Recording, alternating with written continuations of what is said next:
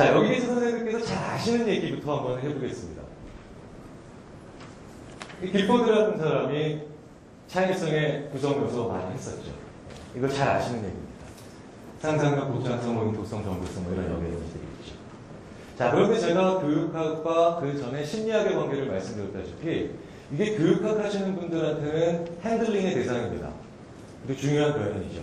그런데 그 전에 더 작고 그 다음에 인과관계를 밝히는 물리학자와 같은 심리학자들한테는 이게 원인 변인이 아니라 오히려 결과 변인으로 생각이 됩니다. 그러니까 이전에 뭔가 또 있다는 거죠. 또 있다는 겁니다.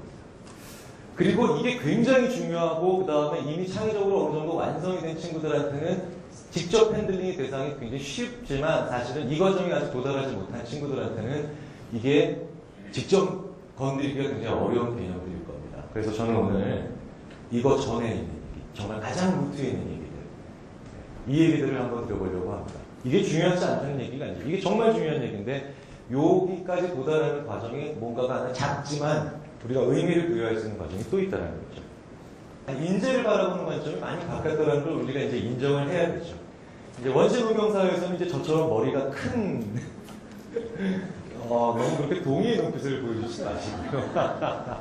머리가 큰 사람이 리더였습니다. 자, 그런데 이제 이게 조금 산업사회로 돌아오면서 이렇게 특정한 기술을 그 다음에 여기에 특정한 영역의 기술뿐만 아니라 지식을 가진 사람들이 전문가고 인재 대접을 받았었죠. 그래서 이 시기를 도메인 스페시픽 너리지 엑스퍼트, 그러니까 도메인은 영역이죠. 특정한 영역의 특정적인 지식을 잘 활용하고 그런 그게 기술이든 지식이든 잘 쓸 수 있는 사람들을 우리가 엑스퍼트, 전문가 그리고 인재라고 불렀습니다.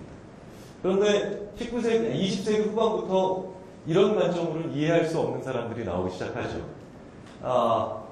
우리가 뭐 너무 잘 아는 이제 초등학생 위인전 코너에 스티브 잡스가 나오더라고요. 이순신 장군, 에디슨 옆에 스티브 잡스가 있어요. 초등학생 그 위인전 코너에 가면.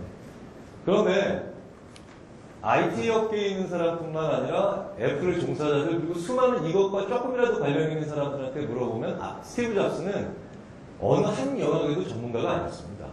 디스플레이, CPU, 모바일 기기를 이루고 있는 뭐 배터리 어느 한 분야에도 전문가가 아니죠. 그렇게 보니까 그 특정 영역에서 최고의 지식을 가지고 있거나 최고의 기술을 가지고 있는 사람이 아닌데도 엄청난 변화를 만들어내는 사람들이 굉장히 많이 눈에 띄더라는 거죠. 선생님들도 잘 알고 계신 포스트잇 같은 거, 그렇죠? 3M의 하급 연구원이 실패한 접착제로부터 만들어낸 것이고, 요거 혹시 뭔지 아시나요? 네, 이건 스티브 사손이라고 하는 사람이 만들어낸 지금 이제 논란이 여전히 항상 좀 있습니다. 항상 최초는 논란이 있죠. 최초가 무엇이냐면 세계 최초의 디지털 카메라입니다. 필름값이 워낙 비쌌기 때문에 값싼 필름을 만들어봐라라고 하는 미션을 줬는데 그 연구팀에서 필름을 도메인 스페시픽하게 즉 영역 특정적으로 정의를 내립니다. 전문가들이니까. 빛에 노출되면 화학 반응하는 물질이죠. 그런데 현존하는 물질 중에 더 싼 물질은 없습니다. 필름보다. 그런데 필름을 추상적으로 한번 정의를 내려보겠습니다. 어쨌든 뭔가를 담는 그릇이죠. 네. 그런데 뭔가를 담는 그릇의 역할을 하는 건 그 당시에도 굉장히 여러 가지가 많았습니다. 카세트 테이프. 대표적인 예죠. 뭔가를 담고 있죠. 그래서 스티브 사손이라고 하는 사람이 카메라 렌즈에 카세트 테이프를 붙여봅니다. 이게 세계 최초의 디지털 카메라입니다. 1970년대 후반에 만들어졌죠. 그래서 이 스티브 사손은 공학자들, 그러니까 엔지니어죠. 엔지니어들 중에 가장 창의적이고 혁신적인 사람으로 불리면서 2000년대 후반에 오바마 대통령한테 공학자들의 노벨상이라고 불리는 메달도 받죠. 코닥은 그 다음에 파산합니다.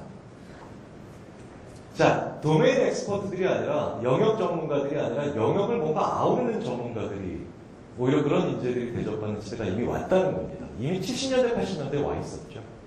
자, 그런데 이런 사람들이 그러면 어떻게 만들어지는가? 그리고 저희 인지심리학자의 관점으로는 그렇기 때문에 그런 창의성의 요소들이 어떻게 나중에 가지게 되는가? 그것에 대해서 제가 오늘 말씀을 드려보려고 합니다. 결론부터 먼저 말씀드리자면 최소한 5가지 정도가 있게 되는 거죠. 이게 대화가 되는 사람, 그 다음에 융합이 되는 사람, 통찰이 있는 사람, 결정을 내릴 수 있는 사람, 가장 마지막에 중요한 동기가 지혜로운 사람이 되는 겁니다.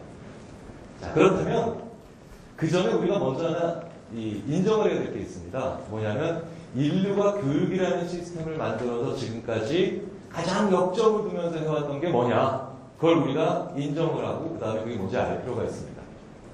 바로 특정한 영역에 연습이라든가 노출이 되면서 친숙해지는 거죠. 익숙해지는 겁니다.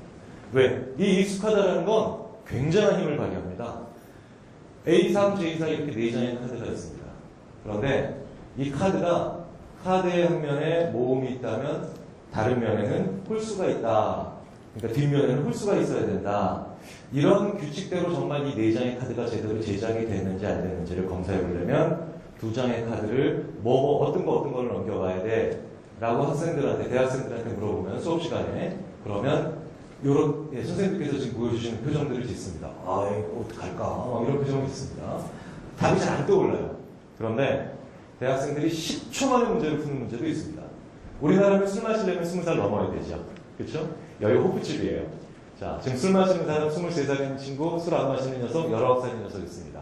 자, 이 호프집이 이 법령을 제대로 지키고 있는지 안 지키고 있는지를 보려면 누구누구 검사해야 돼. 그럼 대학생들이 10초도 안 걸려서 아이 그런 걸 물어보세요.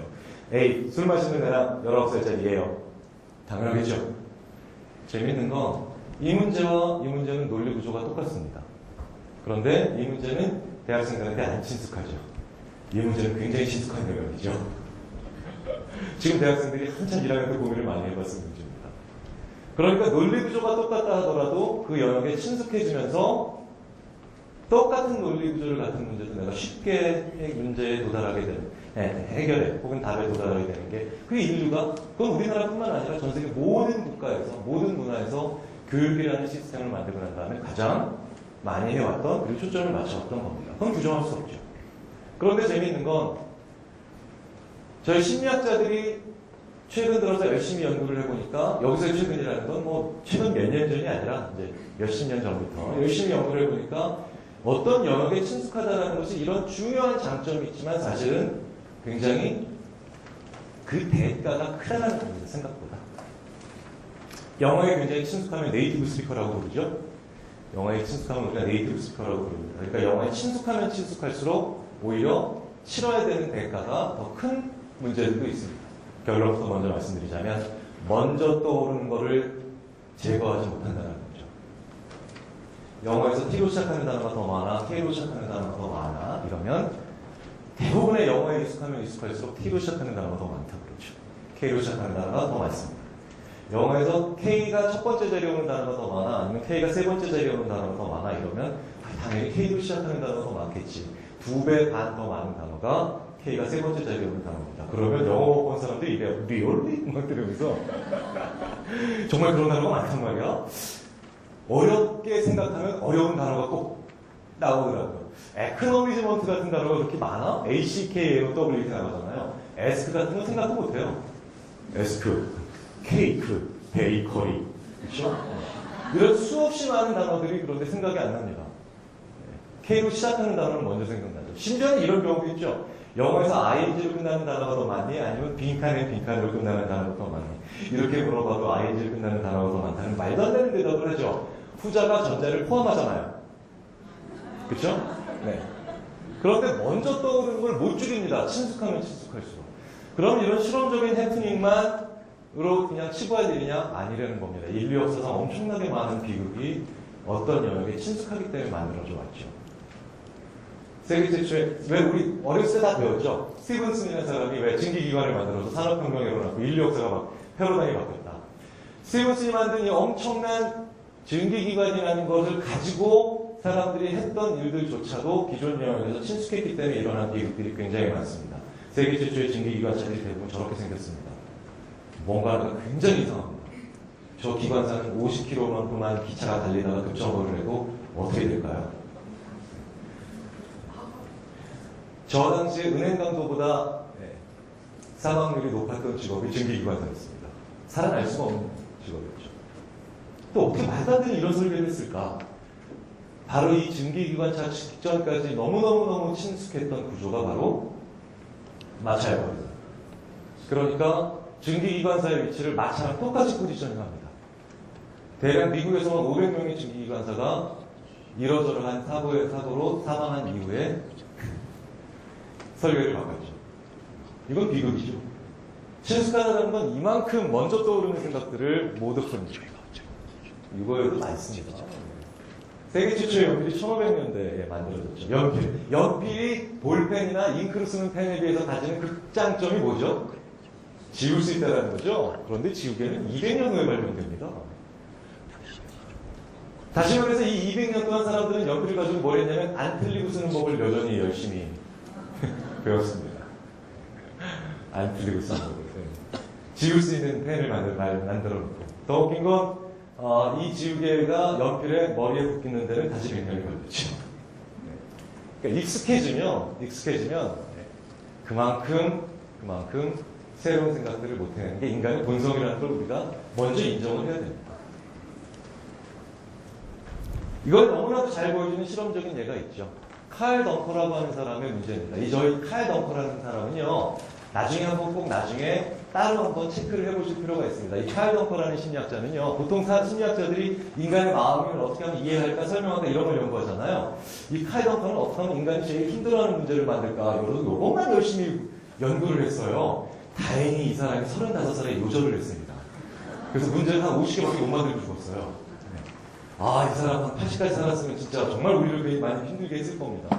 왜 구글이나 이런 데 가보면 왜 창의적인 문제들 많이, 입사 문제 많이 내죠? 칼 덩커의 문제가 많이 응용이 됩니다. 그 의사라는 문제 중에 하나입니다. 당신은 의사입니다. 유명한 문제죠. 당신한테는 위에 악성 조명을 가지고 있는 환자가 있습니다. 이 환자에게 수술하는 것은 불가능합니다. 하지만 종양 제거 안 하면 큰일 나겠죠? 근데 그 종양 제거할 때 쓸 수 있는 레이저가 하나 있어요. 이 레이저를 그런데 종양에 직접 쏘면 종양은 제거가 되겠지만 중간에 있는 신체 조직도 망가지겠죠. 그렇죠? 망가질 겁니다. 그러면 종양만 제거하고 중간에 있는 다른 필요한 신체 조직은 안 망가뜨릴 수 있는, 그러니까 그냥 지킬 수 있는 방법은 뭐가 있을까? 제가 참 여러 대학에서 이 문제를 대학생들한테 줍니다. 물론 여러 가지 또 조건도 있죠. 야, 이거 개복 수술 아니야. 4시간 같으면 안 된다. 뭐 이런 얘기를 하죠. 레이저로 하는 거야. 대략 한 8%에서 10% 정도만 이 문제를 풉니다.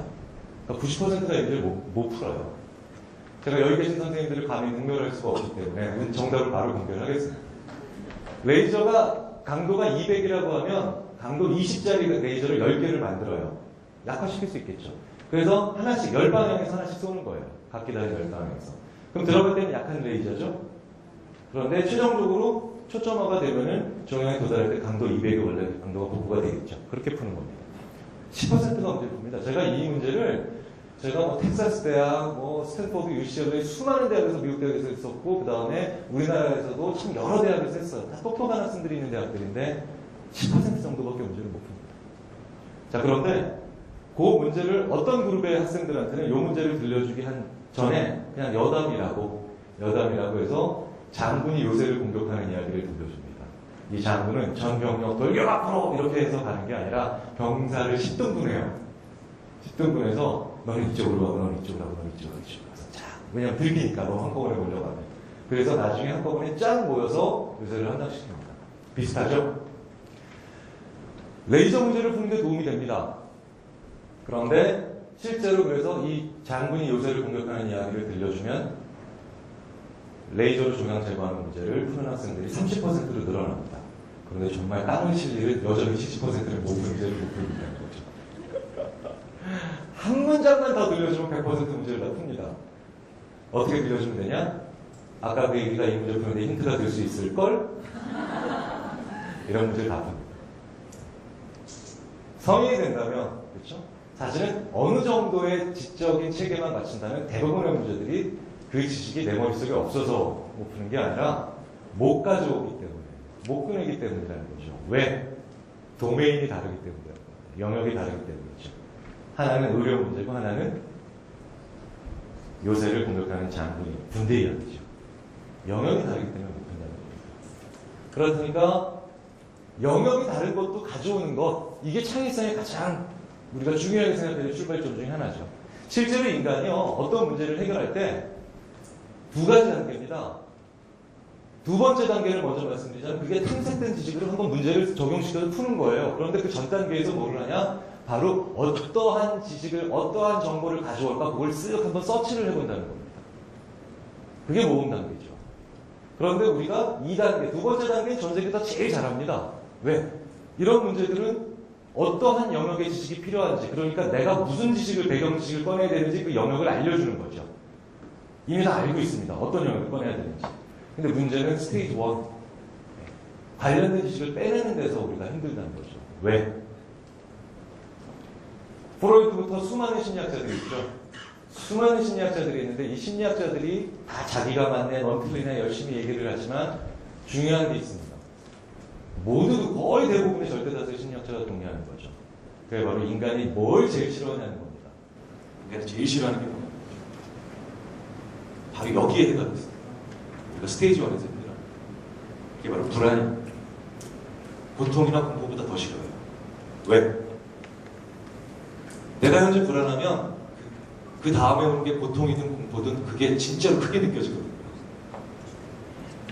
생각해 보십시오. 저 군대에 있을 때 요즘은 군대에 이제 그 소위 말하는 얼차려가 많이 줄었지만 아마 여기 계신 남자 선생님들은 군대에 있을 때 아마 그 고참분한테 매 맞으신 분들 많이 계실 겁니다. 저 군대에 있을 때 훈련받을 때 매를 맞아본 적이 있는데 사실은 10명의 졸병이 만약에 한 명의 고참한테 매를 맞는다. 그러면 제일 유리한 건 생체역학적으로 보자면 맨 나중에 맞는 거죠. 하지만 심리적으로 보자면 맨 나중에 맞는다는 건 자살행위입니다. 10대씩 10명을 때려요. 그럼 100대를 때려야 되는데 맨 나중에 맞는 군인은 91번째 매죠. 그 때리는 사람은 하긴 자기한테는 첫 번째 매입니다. 이 매를 맞는 순간, 배트가 날아오는 순간 이미 사망한 상태죠. 왜? 불안이 극기에 달했기 때문에. 교전 중에 부상당한 병사가요, 몰핀 달라고 아우성 칩니다. 아프니까. 근데 군의관이 와서 얘 후송시켜. 이러면 안 아프다니. 왜? 불안이 없어졌거든. 이제 후송되잖아. 그렇죠? 공포영화도 그래서 무서운 겁니다. 왜? 공포영화가 불안한 상태에서 보니까 그 장면이 와 하고 힘들지, 그 장면만 딱 띄워놓고 보면 버틸만 합니다.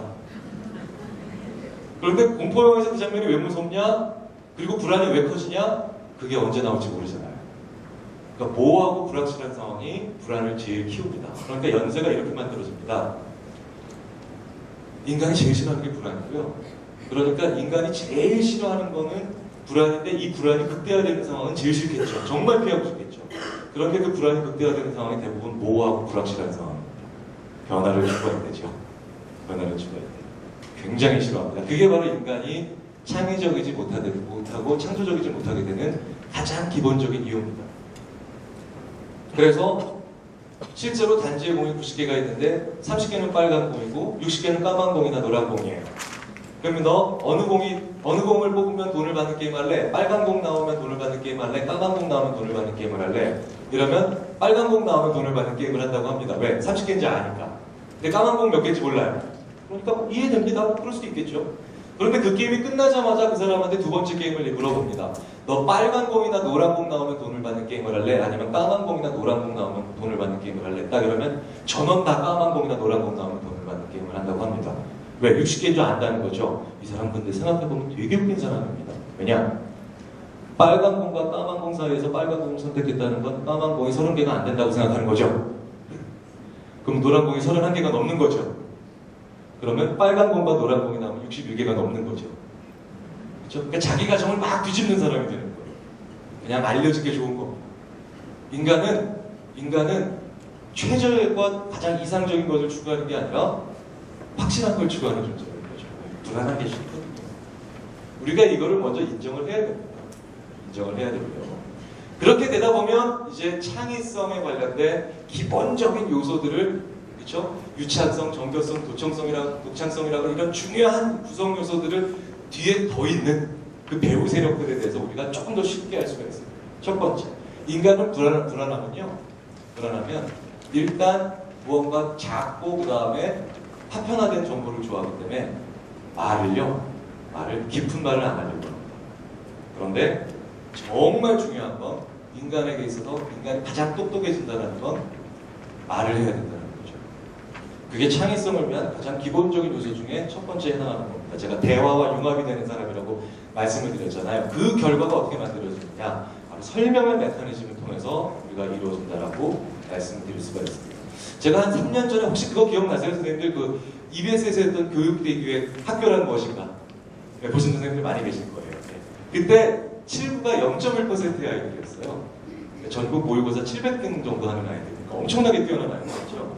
이 아이들을 데려다 놓고 PD들이 제가 이제 아마 여기 계신 최인수 교수님도 그 PD들한테 굉장히 유명한 교수님이신데 저희 교수들이 PD들이 오면 바로 뭘 해라 이렇게 안 가르쳐 줍니다. 약간 교육을 시켜요.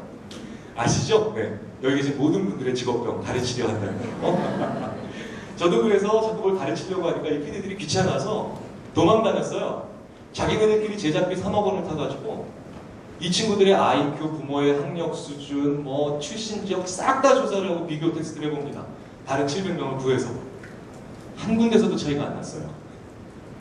제작비 3억은 날아갔죠. 방송 2개월 전입니다. EBS PD들한테 2개월 전이라는 건 KBS나 MBC, SB 같은 다른 지상파 PD들한테 방송 이틀 전이라는 얘기입니다. 거의 멘붕이었죠. 어떻게 할까요? 기억력 테스트 해봐. 짜증이 나죠, PD들이. 왜? IQ 검사의 상당 부분이 그런 능력들을 보는 거고 차이가 없었다니까요.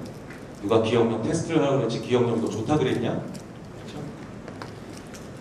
실제로 두 검사 사이에서 하나를 더 물어보라고 한 겁니다. 20개의 리스트를 주고 나중에 15개를 맞히면 12개를 맞힌 친구보다 얘가 3개 더 좋은 거죠, 기억력이. 그런데 중간에 하나를 더 물어보라고 합니다. 나 몇 개 맞힐 수 있는가를 예측해보라고 하죠. 그렇죠? 그러면 18개 맞힐 수 있다라고 한 녀석이 15개를 맞히면 그리고 12개를 맞힌 아이가 실제로 12개를 자기가 예측했다면 편차 점수는 12개 맞히는 것보다 더 없는 거죠. 얘네들이 이게 극단적으로 뛰어납니다. 극단적으로. 여러분 이 선생님들 다 아시겠지만 이걸 메타인지라고 그러죠. 내 눈을, 내 인지 능력을 보는 또 다른 눈이에요. 이게 학업 성적이든 창의력이든 뭐든지 뛰어난 아이들은 이게 일단 뛰어납니다. 그런데 문제는 이게 어떻게 길러지느냐잖아요. 이게 어떻게 길러지느냐. 이 메타인지라는 게 정말 중요한 능력입니다, 인간한테. 물론 이것만 가지고는 창의성을 설명할 수는 없습니다. 그리고 이것만 가지고 창의성을 설명한다는 이제 위험한 일이긴 합니다. 하지만 먼저 메타인지를 설명해 드리자면 인간한테 있는 엄청난 능력 중에 하나입니다. 예 아니오로만 빨리 대답을 한번 해보세요. 대한민국의 수도 이름 아세요? 아시죠? 과테말라에서 7번째로 큰 도시 이름 아세요? 이게 인간의 엄청난 능력입니다. 모른다는 대답을 안다는 대답과 같은 스피드로 할 수 있죠. 컴퓨터는 절대로 그렇게 못해요. 컴퓨터는 그 파일이 있는지 없는지 우리가 체크해보죠. 아는지 모르는지. 그렇죠? 안다면, 즉 그 파일이 있다면 우리 시작 버튼 누르고 검색 버튼 누르고 키워드 넣잖아요. 그 파일이 있다면, 즉 컴퓨터가 안다면 이 컴퓨터는 쭉 찾다가 여기 있네요. 네, 알아요. 네, 라고 대답합니다. 그런데 그 파일이 없다면, 즉 모른다면 끝까지 다 찾죠. 세상에 어떤 컴퓨터도 몰라요? 그런 건 없다니까? 이렇게 대답할 수 있는 컴퓨터는 없습니다. 인간은 가능하죠. 이게 메타인지라는 거예요. 왜? 인간은 내가 얼마나 아느냐를 친숙함, 바로 이전까지 말씀드렸던 그 친숙함을 가지고 판단을 하거든요. 대한민국 친숙하죠? 수도 친숙합니다. 대한민국의 수도 이름 아세요? 알겠지. 쉽게 판단이 됩니다. 과테말라, 뭐야? 7번째로 큰 도시 그런 거 배워본 적이 없이 친숙하지 않으니까, 그렇죠? 친숙하지 않으니까 모른다라고 대답하기도 쉽습니다. 인간이 어디서 가장 먼저 무너지냐면 그렇기 때문에 친숙하기는 한데 실제로 모를 때 이때 가장 먼저 무너지죠. 우리 운전할 때 바로 이런 일상생활에 이런 행동들이 많습니다. 자동차 고장났어요. 대부분의 특히 남성 운전자들이 이렇습니다. 자동차 고장나면 호기게 자동차 밖으로 나가요. 그리고 자동차 본네트를 열어요. 그리고 그냥 쳐다보죠. 왜? 이게 열기 전까지는 뭔가 할 수 있을 것 같은데 딱 열면 깨끗하군. 이 자동차를 매일 봐서 친숙한 거야. 이 자동차를 매일 봐서 친숙한 거야. 그러니까 친숙함이 주는 함정은 굉장히 놓쳐 있죠. 그런데 재미있는 건 이 0.1% 아이들을 비롯해서 뛰어난 사람들은 모두 대부분 수다장이에요. 남들한테 늘 뭔가를 설명해주는 걸 좋아합니다. 이 0.1% 아이들도 아주 분명한 차이점이 있습니다. 설명하는 걸 좋아해요. 저희 심리학자들, 특히 저 같은 인지심리학자들은 세상의 지식을 두 가지로 나눕니다.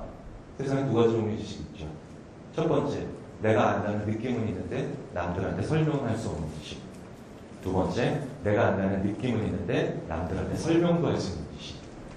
두 번째만 지식입니다. 여기 계신 선생님들은 너무 잘 아시겠죠? 그렇죠? 설명을 한다는 게 그게 배우는 겁니다.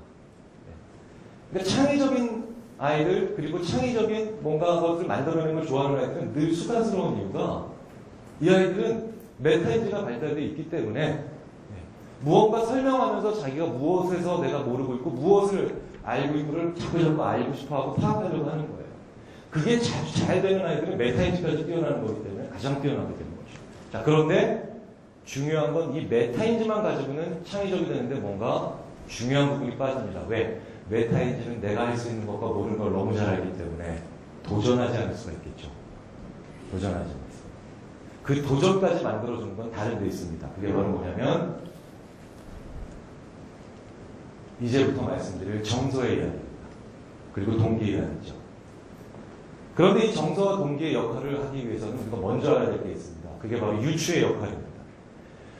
우리 융합형 인재라는 말 너무 많이 쓰죠. 융합형 인재라는 말 너무 많이 쓰는데 이 융합형 인재들이라는 말을 하면 굉장히 추상적입니다. 하지만 사실은 이 융합이라는 걸 유추라는 능력으로 보면 굉장히 답은 분명해집니다.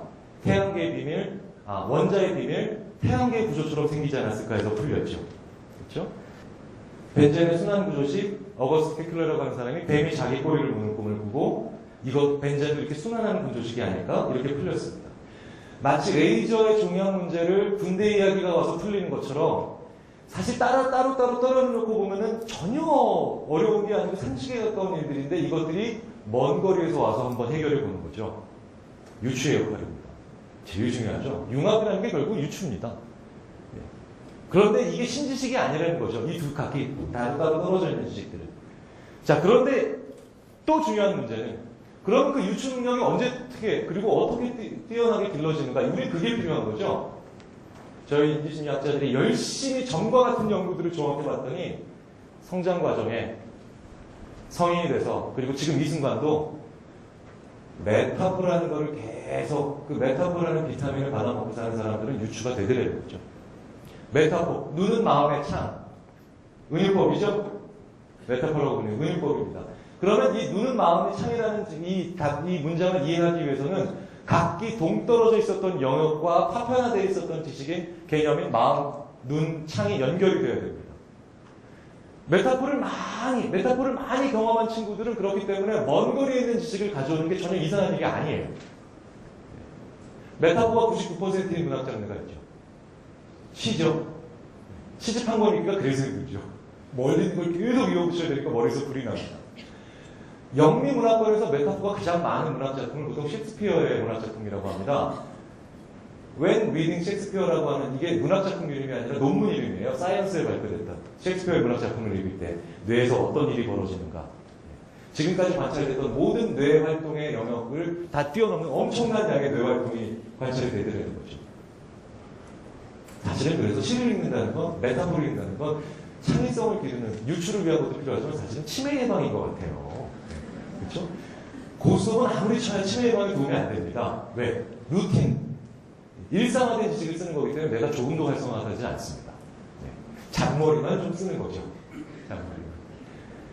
그렇기 때문에 이 메타포적인 요소들이 나중에 유추를 가능하게 하고 그 다음에 먼 거리에 있는 걸 이어붙이게 되는 거죠. 실제로 그래서 이 스티브 사선이라고 하는 사람의 일생도 돌아보고 수많은 유추적인 그리고 융합적인 대단한 업적들을 만들어낸 사람들을 봤더니 학력, 경력, 그 다음에 출신 지역, 배경, 부모 요인 어떤 것도 공통점이 없는데 단 하나의 공통점이 있더라는 겁니다. 유추를 위한 은유. 계속 섭취하고 자랐다는 거죠.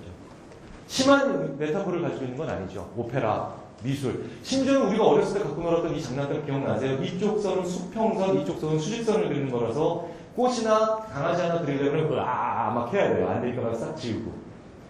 굳이 그거를 직접적으로 표현하지 않고 애둘러서 간접적으로 가는 이상한 모든 것들이 메타포인 거죠. 그러면 메타포가 0%인 것들은 직접적으로 표현해야 되는 것들이죠. 사전. 메타포 있으면 큰일 나죠. 사전에서 학교라는 단어의 정의를 찾았는데 내 마음에 꿈이 연그는 곳. 말도 안 되는 일이겠죠. 사교육이 없는 게 메타포죠. 사교육에 메타포가 있으면 안 됩니다. 왜? 굳이 애들로 돌아가면 시간 낭비잖아요. 그렇죠? 가다는 것도 마찬가지입니다. 지식의 축적이 아니죠. 지식의 재구조화를 위해서 자꾸 메타포를 우리가 경험하는 거예요. 재밌는 건 이 메타포를 그런데 많이 경험한 친구들은 정서가 굉장히 뛰어나다는 건 상식에 가깝죠. 그런데 이 정서가 바로 통찰을 만들어냅니다. 이걸 먼저 보시면 됩니다. 이게 제가 옛날에 이제 하도 많이 실험을 해가지고 이제 저희 학생들이 이제 천장에 실험 매달려 있으면 아주 그냥 경기를 일으키는데 이게 그 유명한 두 줄 실험이죠. 두 줄 실험이 뭐냐면 실이 천장에 두 개가 매달려 있습니다. 미션은 이 두 개를 엮는 거예요. 창의성을 연구하는 사람들한테 꽤 많이 알려져 있는 실험입니다. 그런데 들어갈 때 가위를 주죠. 도그랍식으로. 사전에 팔길이를 재놨기 때문에 일로 가서 이렇게 하면 안 닿습니다. 그런데 도그랍식으로 가위를 주면 학생들 반응이 좋을 리가 없겠죠. 그렇죠? 99% 학생들이 처음에 어떤 짓을 하냐면 잡고 일로 와서 가위를 자를 때처럼 이렇게 잡고 해봅니다. 사전에 저희가 나를 싹 갈아놨죠. 끝에가 어떻게 되겠습니까? 싹둑 잘리죠. 그러면 좀 살살 잡아야 되나? 하면서 애들이 하면서 소리도 입도 이렇게 하면서 잡아봅니다. 그래도 잘립니다. 이게 한 20분 갑니다. 그런데 이제 하나 하다 되면 아이들이 어떤 짓을 하냐? 가위를 뒤집어요. 나를 자기 손으로 잡아요. 그리고 합니다. 재밌는 건 여기까지는 잘 알려져 있는 사실입니다. 못지않게 잘 알려져 있는 거죠. 망치 주면 금방 해결해요. 망치를 주면 학생들이 들어가서 한쪽 끝에 망치를 묶고 던집니다. 그럼 왔다 갔다 하죠. 그러면 잡아서 있습니다. 근데 가위도 얼마든지 묶을 수 있는데 가위와 실의 관계가 자르는 것이니까 여기서부터 30분 동안 못 벗어난다는 거죠. 그러니까 가위도 묶을 수 있다는 발상의 전환이 필요한 겁니다. 자, 여기까지는 잘 알려져 있는 사실입니다. 연구자들한테. 그런데 진짜 중요한 건 지금부터 합니다. 이쪽 방에 작은 방을 하나 마련해요. 이 방에는 기분을 전환할 수 있는 뭔가를 만들어 놓습니다. 그럼 여기서 계속 하고 있으면 얼마나 짜증나겠어요. 그러면 한 절반 다른 한 10명이 그러고 있으면 한 5명 정도는 이 방에 들어가서 잠깐 쉬라 그래요. 거기에는 뭐 다트 게임이나 두더지 잡는 게임이 있어요. 이 방에 들어가면 기분이 전환되겠죠. 한 2, 3분 있으면 아이들이 하고 소리를 질러요. 들어와서 가위를 실에 묶기 시작합니다. 그제서요. 저쪽에 있는 아이들은 계속 하고 있겠죠. 자, 정리를 해보겠습니다. 이 아이들은 문제로부터 시간적으로 공간적으로 떨어져서 저기서 정서가 전환됐죠. 그런 다음에야 발상의 전환이 이루어지더라는 겁니다. 그걸 저희 심리학자들이 배양이라고 합니다. 255 더하기 372 이런 문제들은 1자리 더하고 10자리 더하고 100자리 더하면 한 발 한 발 답의 정답에 가까워지죠. 그런데 우리 인간이 교육을 받으면서 성인이 돼가면서 점점 필요한 문제들, 그리고 창의적인 건 더더욱이나 이런 식의 문제가 아니죠. 라는 생각이, 통찰이 필요한 문제들입니다. 이런 통찰이 필요한 문제들은 문제로부터 시간적으로 공간적으로 떨어져서 거기서 정서의 전환이 일어나서 그제서야 발상의 전환이 일어나더라는 거죠. 우리가 이런 배양기를 얼마나 가지고 있는지 한번 생각해 볼 필요가 있습니다. 선생님들 자신도 마찬가지시죠. 교수들의 연구 업적을 가장 잘 예측하는 지수가 당황스럽게도 그 대학에 걸을 수 있는 녹지 면적입니다. 배양기죠. 그렇죠? 미국의 표준화된 학업 성취도, 학부 재학생들의 표준화됐으니까 비교가 가능하겠죠. 표준화된 학업 성취도를 1등부터 100등까지 나열하면 그 리스트와 거의 95% 이상 일치하는 표가 딱 하나 나옵니다. 랭킹표가. 그게 바로 그 대학의 학부생들을 위한 체육시설 지수입니다. 그게 스탠포드입니다. 스탠포드 강의실은 그렇게 이쁘지 않아요. 밖에서 보니까 뭐 이쁘지. 체육시설 너무너무 좋아요. 포항공대도 그렇게 해서 포항공대라는 겁니다. 그러니까 선생님들 자신조차도 배양기를 가지셔야 된다는 거죠. 그거 한번 체득을 하셔야 됩니다. 그러면 하나만 더 알려드릴까요? 물건 찾을 때 안 나오는 이유가 바로 문제로부터 공간으로부터 안 떨어지기 때문이죠. 그렇죠? 여권, 손톱깎이, 늘 쓰지 않는 물건들 계속 찾는 데만 찾게 되죠. 그런데 에라 모르겠다라고 마트에서 장 보거나 버스 정류장 가있으면 거기에서야 생각이 나요. 정서의 준환이 그만큼 중요하다는 거죠. 그런데 재미있는 건 그래서 제가 우리나라의 모든 정신적인 역작들, 그쵸? 이 수많은 정신적인 역작들을 보니까 전부 다 이분들 커리어에서 귀향 가셨을 때 만드셨더라고요. 그만큼 배양기가 중요하다는 거죠. 그렇죠? 왜? 정서의 전환이 일어나니까. 근데 그 정서의 전환이 발상의 전환의 중간에 또 하나가 있습니다. 그게 바로 뭐냐면 결정이라는 걸 얘기한다는 거예요. 결정이라는 거. 뇌에서 정서가 망가진 사람은요, 결정을 하나도 못 내립니다. 점심을 뭐 먹을까를 결정을 못 내려요. 심지어는. 우리 짜장면 먹을까? 우리도 가끔 점심 뭐 먹을까 고민될 때 있죠. 그게 왜 그러냐면요. 내가 짜장면을 먹은 그 30분 후가 더 좋은 상태일까? 돈가스를 먹은 그 30분 후가 더 좋은 상태일까? 정서의 문제죠. 그걸 번개처럼 시뮬레이션 해야 되는데 그날따라 그게 안 되는 거예요. 뇌에서 정서 영역을 담당하는 영역이 손상된 분들은 그게 아예 안 되겠죠. 끝까지 밥을 못 먹습니다. 메뉴를 못 걸러서. 보다 못한 가족이 도시락을 싸줘요. 그래도 못 먹어요. 언제 먹을까를 결정하는 거죠. 실제 있는 기록들입니다. 결정 못 내린다면 그게 뭔 소용이 있겠습니까? 정서는 결정까지 내리게 한다는 거죠. 스티브 잡스가 했던 얘기들 중에서도 그래서 수많은 얘기들은 사실은 IT 업계에서는 중요하겠지만 저희 심리학자들한테 중요한 거는 그 얘기가 아니라 단 한마디 얘기였습니다. 이건 참 왜 다른 사람들한테는 중요하지 않겠지만 심리학자들한테는 이 맥락에선 제일 중요한 얘기죠. 스티브 잡스가 수많은 시제품, 애플, 아이팟, 아이패드, 아이폰 이런 거 수많은 시제품 나오면 아무런 말도 없이 그냥 다시 해와라고 얘기해서 임원들을 정말 미치겠다는 얘기 다들 잘 아시죠. 어떤 임원 하나가 그래서 정말 오늘은 너 죽고 나 죽자라고 나와서 멱살잡이 직전까지 가면서 너 도대체 왜 이러냐? 왜 무슨 말을 해줘야 될 거 아니냐? 그랬더니 스티브 잡스가 이랬다는 거죠. 자기 팔뚝을 걷었어요. 그리고 아주 우리도 다 쉽게 알아들을 수 있는 영어를 합니다. Look at my skin. 우리 정서적으로 엄청난 것들을 보면 여기가 어떻게 되죠? 네, 소름이 돋죠. 닭살 돋는다고 그러죠. 아직 안 돋았다는 거예요, 내가. 너희들이 아무리 이성적이고 논리적이고 기능을 열거한 브로셔를 만들어서 광고를 해봤자 소비자들이 구매라는 결정을 내리려면 정서가 반응해야 되는데 너희들은 나라는 한 사람의 정서도 반응 못 시켰잖아. 닭살 돋을 때까지 해와. 스티브 잡스가 그거 하나를 알았던 거예요. 폰트고 디스플레이고 이게 드래그 앤 드롭이라고 하는 수많은 특허들에 대한 집착들이 대부분 이런 정서의 문제라는 걸 알았다는 겁니다. 자, 그런데 이 정서가 중요하다는 거가 있는데 사실은 정서 뒤에 한 놈이 더 있습니다. 이게 더 중요한 얘기입니다. 이걸로 마무리를 하도록 하겠습니다. 그게 바로 동기라는 거죠. 여기 계신 선생님들 내적 동기, 외적 동기 다 들어보셨죠? 근데 재밌는 건 그 외에 동기에 관련된 얘기 들어보신 적 있어요? 없어요. 동기에 관련된 인간의 연구가 심리학뿐만 아니라 교육학에서도 전혀 된 게 그 이후에 없어요. 그런데 동기가 정서를 만들어내고 동기가 생각을 만들어내고 그게 우리를 알고 행동하게 하잖아요. 동기가 그런데 하나도 연구가 안 됐습니다. 이 동기를 이해하면 정서와 창의성이 다 잘 보입니다. 왜? 인간에게 있어서 동기가요. 내적 동기든 외적 동기든 또 다른 각도의 중요한 차원이 있습니다. 그게 바로 접근과 회피라는 거예요. 철수와 영희가 있습니다. 영희는 철수와 같이 똑같이 공부를 열심히 합니다. 그런데 동기의 방향이 달라요. 영희는 90점을 넣으면 엄마가 평소에 갖고 싶었던 스마트폰을 사준다고 했어요. 철수는 똑같이, 영희랑 정말 똑같은 정도로 공부를 열심히 하고 있는데 이유가 완전히 달라요. 엄마한테 안 맞으려고. 엄마가 장미란 선수예요. 던지면 죽을 것 같아요. 자, 영희가 90점을 넘었습니다. 얘는 기쁘겠죠. 심지어는 행복할 겁니다. 못 넘었어요. 슬프겠죠. 철수가 90점을 넘었습니다. 얘는 행복하고 기쁜 게 아니죠. 얘는 사는 거죠. 이걸 안도감이라고 합니다. 그리고 그 점수가 못 넘으면 불안하겠죠. 똑같이 뭔가를 열심히 했는데 동기의 방향이 뭐냐에 따라서 그 중요하다고 하는 정서가 완전히 다른 종류의 세상으로 바뀝니다. 행복, 슬픔, 불안, 안도. 재미있는 건 그런데 실제로 슬픈 사람은 행복해지려고 하죠. 불안한 사람은 당연히 안도하려고 하겠죠. 정말 중요한 건 영의 동기를 우리가 접근 동기라고 합니다. 좋은 거에 가까이 가고 싶은 거죠. 내 쪽으로 끌어당기거나. 철수의 동기를 회피 동기라고 합니다. 안 좋은 거니까 밀어내거나 거기서부터 멀어지고 싶은 거죠. 정말 중요한 건 세상에 많은 일들이 접근 동기를 해야 될 일이 따로 있고 회피 동기를 해야 될 일이 따로 있더라는 거죠. 그런데 이게 미스매치가 되면 열심히 해도 안 되더라는 겁니다. 그러니까 운칠기삼이라는 말을 하고 우리가 있다는 거예요. 움직임이라는 말이에요.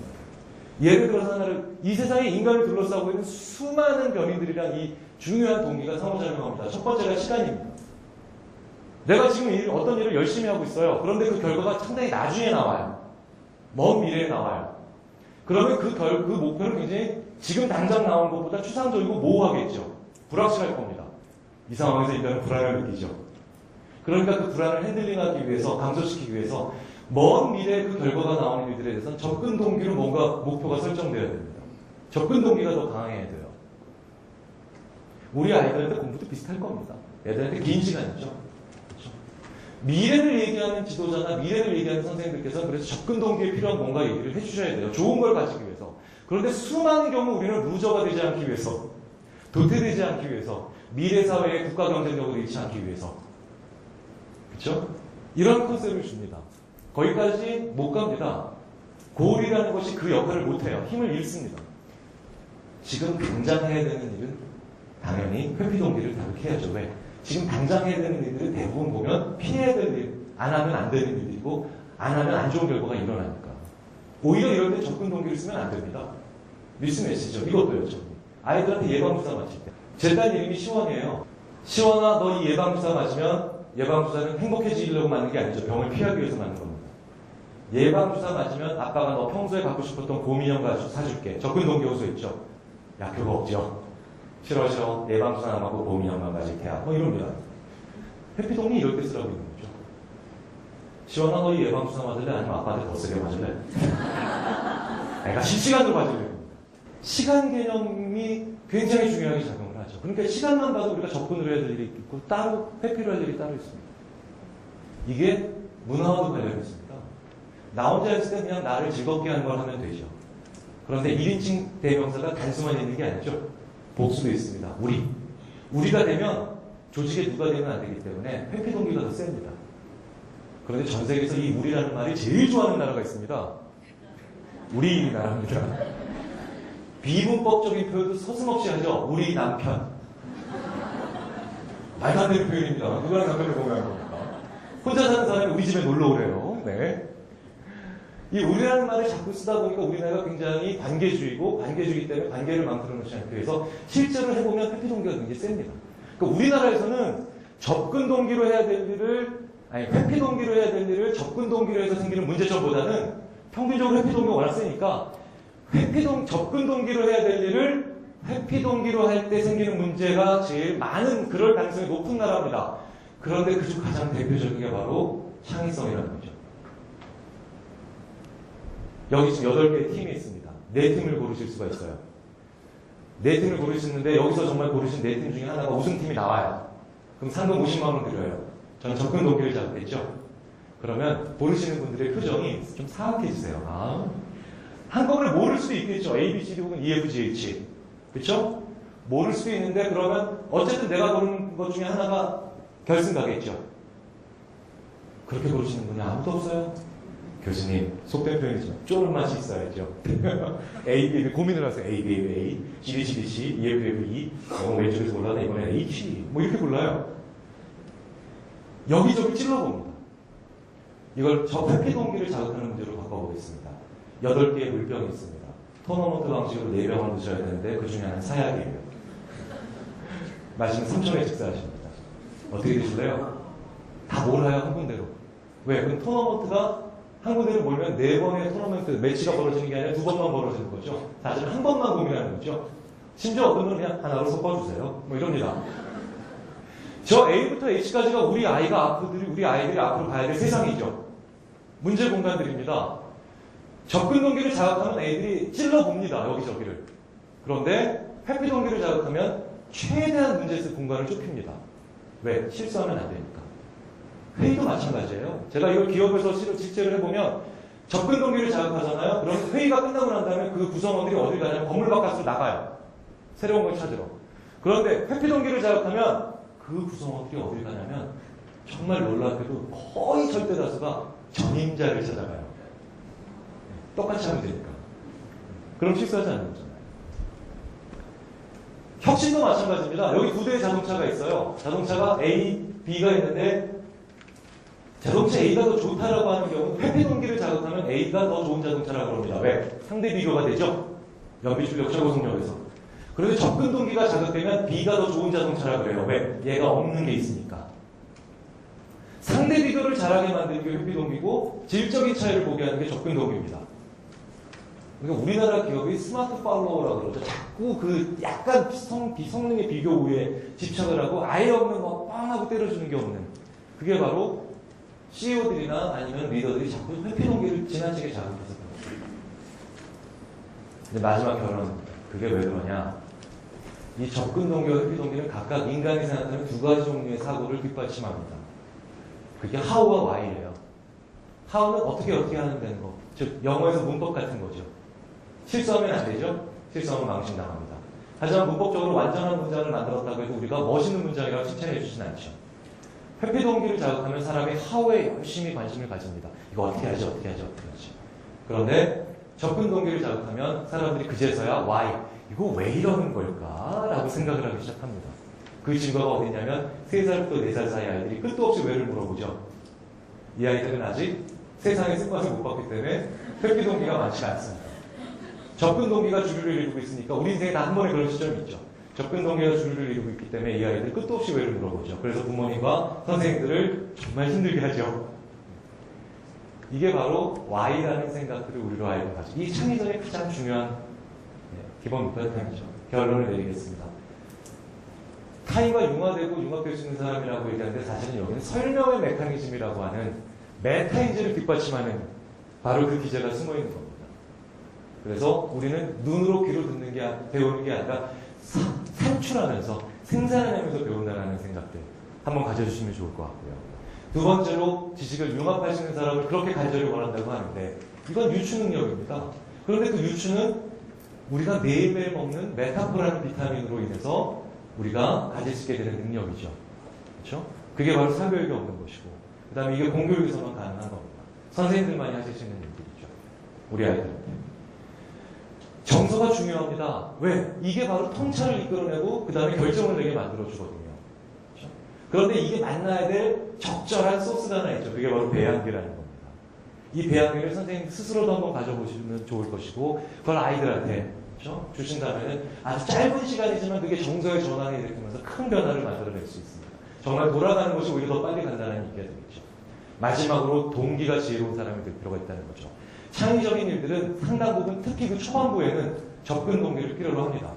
접근 동기를 필요하고 더 중요한 건 이게 이 일이 접근으로 가야 되느냐 회피로 가야 되느냐를 우리가 보기만 시작해도요. 왜?